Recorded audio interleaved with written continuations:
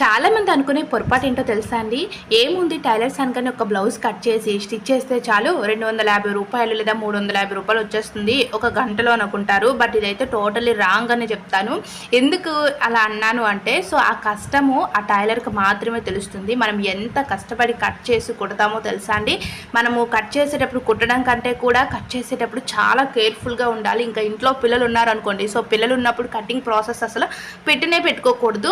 ఎందుకంటే వాళ్ళు ఏదైనా మనం పని చేసేటప్పుడే వాళ్ళు వచ్చి డిస్టర్బెన్స్ చేస్తూ ఉంటారు. అలా చేసేటప్పుడు మనం మార్కింగ్ అటు ఇటు లేదా ఒక 2 ఇంచులు 3 ఇంచులు తగ్గించి కానీ ఎక్కువ కానీ పెట్టేసామనుకోండి, బ్లౌజ్ అంతా పోతుంది. సో ఎంత కష్టమో తెలుసా కటింగ్ అనేది. ఆ కట్ చేసింది ఒక 80% అయితే మిగతా 30% స్టిచ్చింగ్లోనే ఉంటుందండి. సో స్టిచ్చింగ్ చేసేటప్పుడు కూడా చాలా కేర్ఫుల్గా చేయాలి. మనము ప్రతి ఒక్కటి కూడా దృష్టిలో పెట్టుకోవాలి. ఎందుకంటే మన బయట నుంచి మాట వస్తుందేమో, ఇక బయట మనమంటే ఓకే, బయట వాళ్ళు స్టిచ్ చేసేటప్పుడు మాత్రం చాలా కేర్ఫుల్గా స్టిచ్ చేయాలి.